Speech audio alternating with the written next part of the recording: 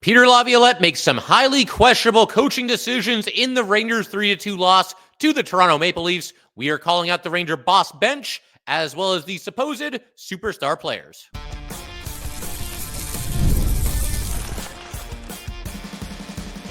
You're Locked on the New York Rangers, your daily podcast on the New York Rangers. Part of the Locked On Podcast Network, your team every day.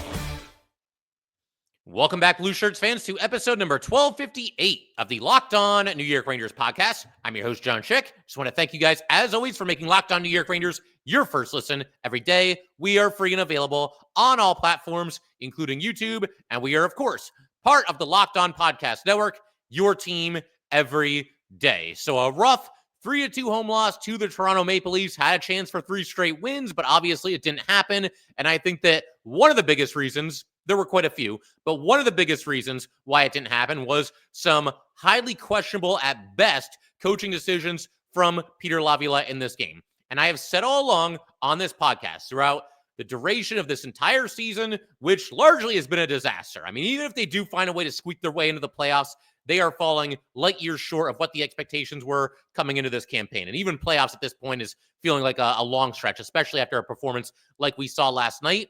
But I will say what I've said all along here. I think as far as like blame to go around and why this is happening and why this team is on the outside of the playoff picture looking in and once again falling just light years shy of what expectations were coming into the season, I think the number one reason is the players. I think the number two reason is Chris Drury and some of the things that he did and did not do in the last year and a half, however far back you want to go. And I think lastly is Peter Laviolette and the coaching staff. But when I say all that, it's less of a defense of Peter Laviolette and more of just an indictment on this entire organization, just the abject failure that this season, at least to this point, has been. I mean, there's still some games to go here. They could still find a way to salvage it and get into the playoffs. But I mean, like, this was so bad. Peter Laviolette, I think, had in this game one of his worst performances as Ranger coach and just made some inexplicable decisions. We're going to talk about the five-man, or rather the five-forward power play unit in a little bit. I know some people are probably thinking that that's what I'm talking about, and we will get to there, and that wasn't good either. But to me, the biggest offense that he made in this game was his treatment of the Rangers' fourth line after they played a fantastic game against the New York Islanders. And honestly, even in the limited amount of ice time that they got in this game, I thought they were three of the Rangers' better players on the ice. I'm going to read out a tweet that a couple of you guys have kind of reacted to in the last 12 hours or so here that I sent out at the end of the conclusion of this game. I'm just going to read it word for word because it sums up my feelings perfectly, and then I'll elaborate on what I mean by all this. So here's the tweet that I sent out last night. Othmann, Brodzinski, and Rempe all played the best game of their NHL careers in the last game. Tonight, they all received 7 minutes and 31 seconds of time on the ice or less. Not a single other Ranger forward other than Jimmy Vesey got less than 13 minutes and 14 seconds. Incredible. And that's where I'm at with this. It's an incredible, inexplicable coaching decision from Peter Laviolette. I realize it's the fourth line, and they're not going to go off for multiple goals in every single game, but at a certain point, you have to reward the players that are playing well. Why is this such a foreign concept in sports today? Am I losing my mind here? It's infected hockey now, too. We've seen it in other sports, certainly in baseball. Don't get me started on how the Yankees approach these situations, but it's infected the Rangers now, too. The coaches just are not reacting to what they see. They're not reacting to the players that are going out there and bring it and giving you an honest effort in every shift and every night. And I realized that, yeah, okay, guys like Panarin, guys like Mika, guys like Kreider when he's healthy, guys like, Lafreniere, these guys have built up a little bit more cachet than the Ranger fourth line players. I get that. But at a certain point, how you're playing in a game has to mean something. And apparently it doesn't mean anything to Peter Laviolette and this coaching staff. Look at what these three Ranger fourth line players did in the game before this one. The big 5-1 win over the Islanders. We're feeling pretty good after that game. I mean, it wasn't perfect, but you beat up on your division rival. You have, you can kind of coast your way to the finish line in the end, up by 4 goals. It was a nice win. It was an enjoyable win for the Rangers. And after that game was over, I did an episode, and one of the things I said was it can't be these fourth liners every single night. Sooner or later, the Stars are going to have to step up. I challenged them to step up in this game. They did not. But again, to look at what the Ranger 3 fourth line players did in the game before this one, which again resulted apparently in them being punished. This is how they did in the game against the Islanders. You got Jonny Brodzinski. He's out there. in the game against the Islanders, he scores 2 goals. For just a second, we thought he actually had a hat trick. Turns out, though, he did not have a hat trick. And the reason for that is Matt Rempe was set up in front of the Islander net, and he deflected a shot. Really nice play. He did not luck into this. This was a skilled play that required toughness. He needed to be tough to stand in front of the Islander net. He needed the skill to have the deflection, the hand-eye coordination, the whole 9 yards. Great play by Matt Rempe. And Rempe, otherwise in that game, played very well in addition to the goal that was scored here. And then you had Brennan Othmann. No points for Othmann in the last game, but he looked really good. He was on the ice for all these goals. He was making a lot of nice passes. He was right in the middle of everything. There was some talk about whether he might have deflected the shot by Vakanainen that went into the net, and ultimately, the scorer decided that did not happen. I mean, it was close. It was hard to tell for sure. But either way, Othmann was out there, and he brought it, and he was mixing it up. He was playing physical, and looked good. And this is what the Rangers need. They need a player like this to call up from the minors and get them going, give this team a kick in the butt, and try to spark everybody a little bit, right? So this was a great game for these guys. And when I say that all 3 of them had the best game of their NHL careers, I don't think it's an exaggeration. And yes, I realize with Othmann, he, to that point, had played a grand total of 4 NHL games. It's still true. It was still his best game of the 4 games. And the other 2, Brodzinski and Rempe. With Brodzinski, you can go back to his time even before the Rangers. He never had a game that good in his career. So what's the follow-up? How are these 3 players, Brodzinski, Rempe, and Othmann, rewarded after the way that they played in the Islanders, carrying this team to a win, along with, Igor obviously had a nice night in that game, but the star players were nowhere to be found. What's the reward? How does Peter Laviolette follow up on this? Surely they'll have, a similar amount of ice time in the last game, right? Or close to it. No, not even close. Again, that time on the ice was absolutely ridiculous. Matt Rempe was out there for less than 5 minutes. There was a tweet that went out from Larry Brooks where in the second half of this game, I knew Rempe wasn't on the ice for much, and I knew he didn't really see the ice in the third period. Apparently, in the second half of this game, Rempe got a grand total of 1 shift that lasted 30 seconds. And Brodzinski and Othmann pretty much got a similar treatment. All of them had 741 or less. And what makes this even more insane to me is that look at how the Rangers have played this season, right? Look at the lackadaisical, just kind of lack of effort, just kind of nonchalant. What Ranger team is going to show up tonight? Are they going to actually care about this game or not? All these guys that were sleepwalking through that 23-game stretch where the team went 4-19 was absolutely brutal. You would think that Peter Laviolette and the coaching staff would be starved for a line like Rempe and Othmann and Brodzinski. These 3 guys that brought it in the last game. Are they even watching the games? How does this happen? How do you have a line that brings you the kind of hockey, plays the brand of hockey that this team has been sorely lacking the entire season? And again, at least offensively, carries you to a win in the last game, and this is how you reward them. You basically just pull them off the ice. You play them as little as you possibly could. I mean, that might be a slight exaggeration, but it's not much of one. They basically didn't give them any ice time in the second half of this game. I mean, Rempe especially, but it was true for all 3 of them.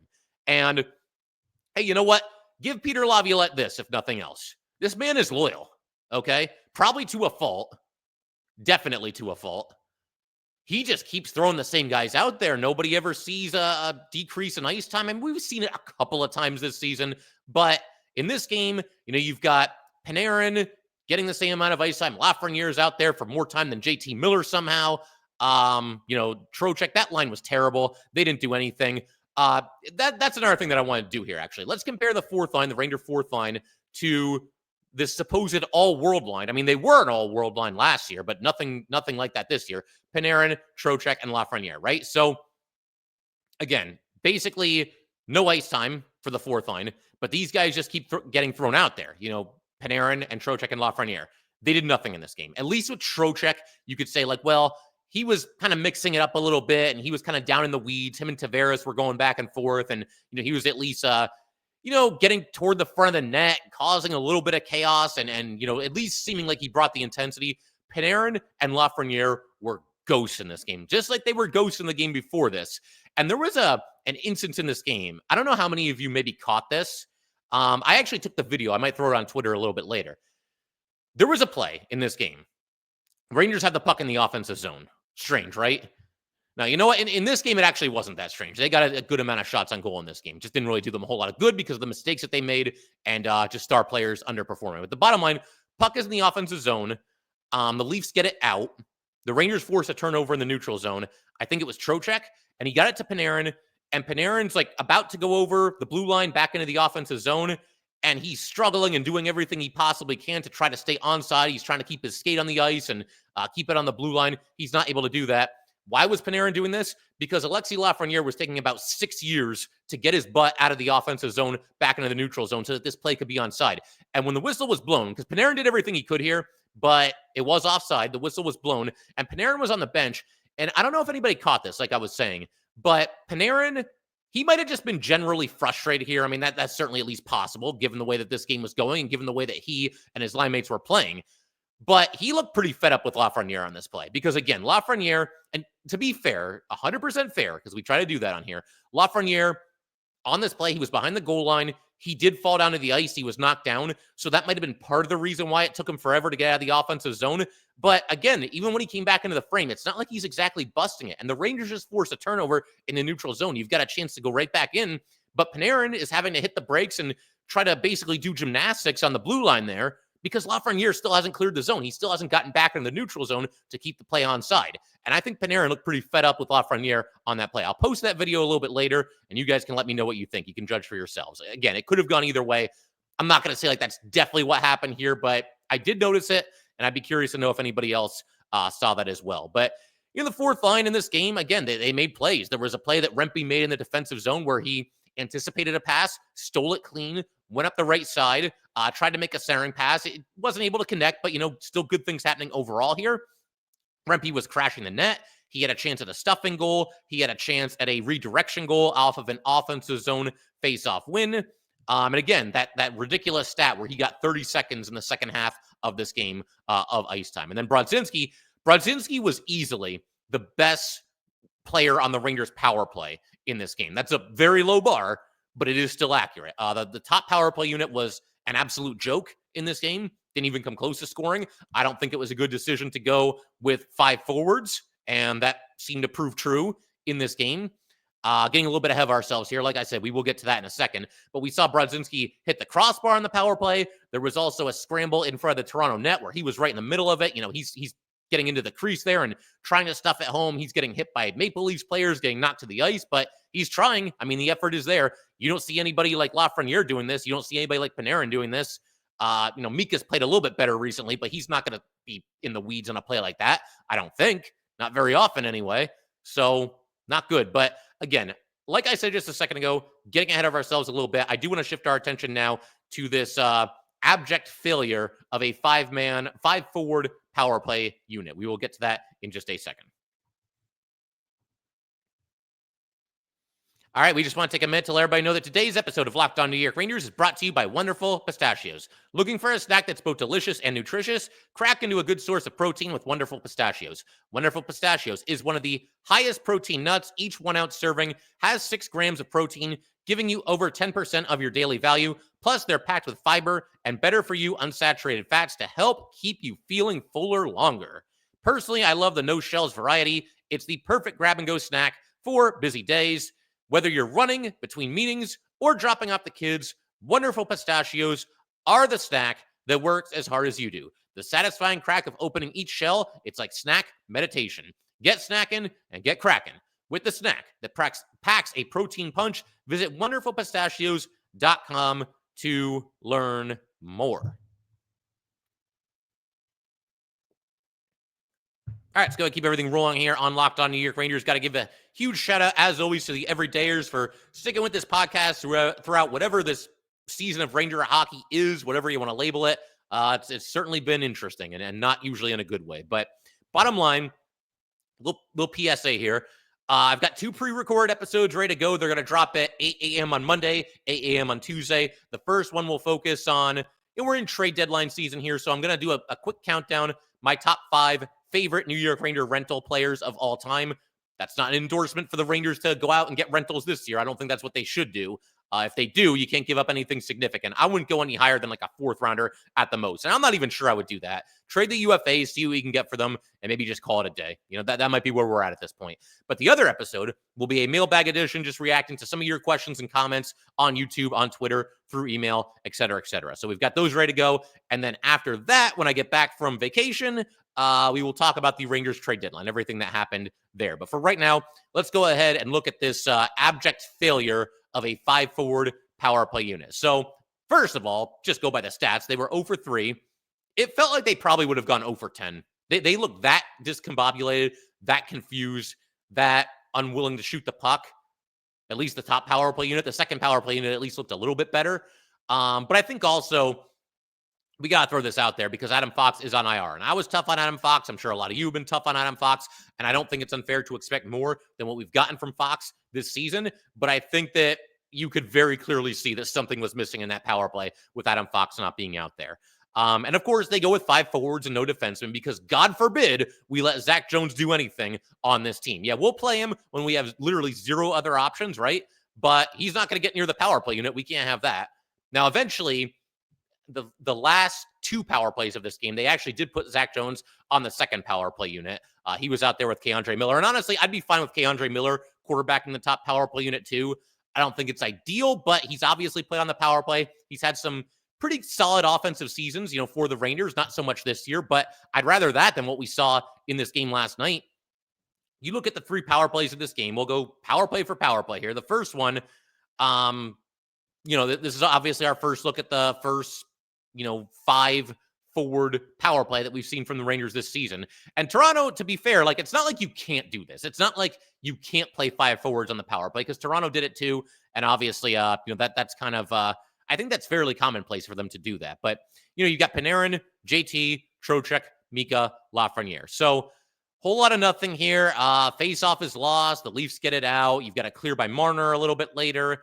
The Rangers are able to get the blue line to bring it back in, but the puck immediately gets cleared once again. And then Panarin took an icing while on the power play because he was looking for that pass, off the corner boards there.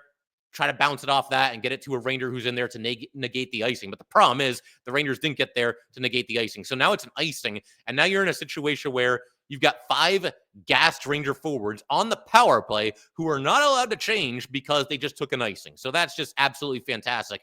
And what else was fantastic was the Rangers, at the end of this power play, took a too many men on the ice penalty with 17 seconds to go. Laviolette was mad, but Laviolette should be mad at himself too because he's the one that went with this 5 forward power play, and he's the one that can't get his guys to focus enough to figure out when they're supposed to go on the ice and figure out when they're supposed to go off the ice. I would be stunned. Somebody send me a website because I don't know where to look for this. I'm being completely honest. Send me a website where I can find which NHL team leads the league in too many men on the ice penalties. At this point, I would be shocked if it was anybody other than the Rangers, but I could be surprised. Who's to say for sure? Maybe it's a more common penalty than I realize. And maybe in recent years, the Rangers have not done that a whole lot, not done that as much as other teams. So now it seems like a lot. But my God, it feels like they cannot go 2 straight games without too many men on the ice penalty. It's absolutely ridiculous. So that was the first power play.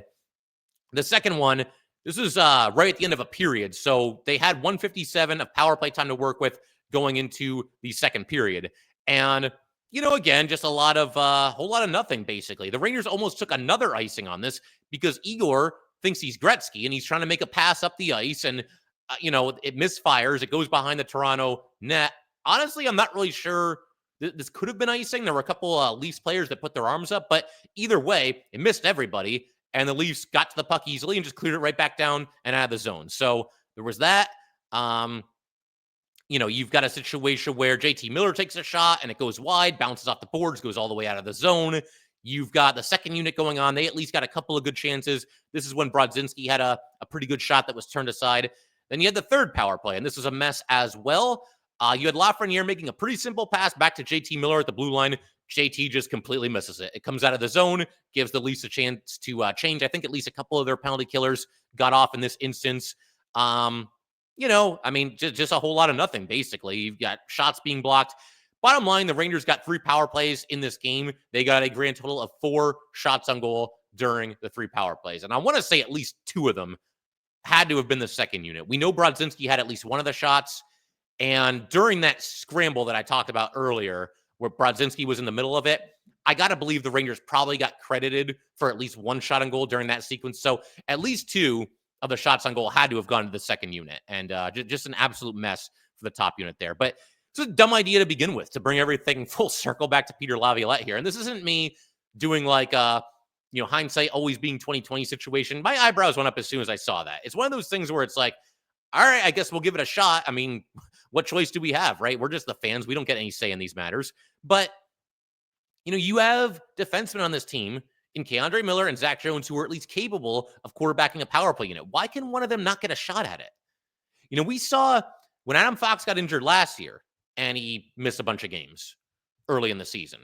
We saw the Rangers put Eric Gustafsson out there, right? And he did really well. And the Ranger power play really didn't miss a beat. And I know Gustafsson fell off later in the season, had some iffy moments in the playoffs as well. We're just looking at that time where he was quarterbacking the Rangers' top power play unit. He did a very good job when he did that. So, why do we think that, K'Andre Miller can't possibly handle it? Why do we think that Zach Jones can't possibly handle it? Nobody on this Ranger team, none of these 5 forwards, they're all going to be fish out of water in this situation. You think, Lafreniere is going to be moving around at the blue line and finding all these great passing lanes the way that Adam Fox can. And I realize not everybody is Adam Fox, but Zach Jones has done this throughout his career. In Hartford, he's always on the top power play unit. K'Andre Miller has done this kind of stuff throughout his career. I know Miller used to be a forward, but he's a defenseman now. That was a long time ago. And I get the feeling that a lot of them are a lot more well-suited to run point on the power play than certainly any of these forwards are. And it's even stranger to me when you see that both of those defensemen were on the second power play unit. Why not just put one of them on the top power play unit? I don't even care which one, Miller or Jones, either one. Put one of them on the top power play unit and move Lafreniere off of it. Because God forbid we don't reward Alexis Lafreniere, because he's been so good lately and he's turned in so many determined efforts ever since he signed that big-time contract extension. You got to reward that guy with more ice time and more time on the top power play unit. It's absolutely ridiculous. And the power play looked awful. And I guess you get what you deserve because you're not reacting to what you're seeing if you're Peter Laviolette. And the whole idea of a 5-forward power play was questionable in the first place. And I'll take it a step further. This is what's even crazier than everything I just said here. I would bet, I don't know this for sure. We'll see. I would bet that they're just going to keep doing this. Adam Fox is out right now. He's on IR. I feel like what's probably going to happen here is the Rangers are going to go right back to this well in the next game, maybe the game after that. Now, hey, maybe it works. Maybe in the next game, this looks different. The 5 forwards figure it out. They score a couple of power play goals, and we feel a little bit better. But this looked about as bad as a power play can look. And I think a good part of the reason why is you had 5 forwards out there. But I honestly believe that they will just keep doing this, regardless of what the results are. They're just going to keep throwing 5 forwards out there on the top power play unit until Adam Fox gets back. They're not going to, they're not going to put Zach Jones there. And I don't think they're going to put K'Andre Miller there either. And part of the reason I think this is true, and part of the reason, another reason that kind of builds on this, so to speak, the Rangers did this. They had 5 forwards on their top power play unit with Chris Kreider not even available. So when Kreider gets back, and I think he'll be back in the lineup before Adam Fox is, we'll see. It seems like it's kind of game-to-game touch and go with Kreider right now. But do you really think that, in the next game, that whenever Kreider's healthy again, that he's not going to go right back out there on that top power play unit? Now you've got 6 forwards that are apparently all ahead of K'Andre Miller and Zach Jones in the pecking order when it comes to dibs on the top power play unit. So what'll probably happen, they'll probably put Kreider back onto the top power play unit, and they'll probably drop Lafreniere down to the number 2 unit. And to me, it's just not a good idea. Based on what we saw in this game, that it doesn't make any sense. Why? Do any of us at this point really believe that, if Kreider gets healthy, and we just saw this 5 forward power play unit, and now Kreider's available too, does anyone think that the Rangers are going to end up moving Kreider and Lafreniere off the top power play unit to make room for somebody like Zach Jones, to make room for K'Andre Miller? That's not going to happen. They're not going to do it, especially Jones. You're dreaming if you think that they're going to do that. I'd love to be proven wrong. Maybe Jones or Miller will get a crack in the next one. I'd love to see Jones get an opportunity there. He was okay in this game. I didn't think he did anything overly special, but at a certain point, give somebody a chance, and clearly that 5 forward unit just did not get it done in this game. So in just a minute, we're going to keep everything rolling. We've gone after Laviolette for quite some time here. I think deservedly so after that game, but it's not all on him. He can't lace up the skates. The Ranger players, plenty of blame to go around there as well. And namely the 3 goals that they allowed. They basically fell asleep on all 3 of them. And I'm going to break that down in just a second.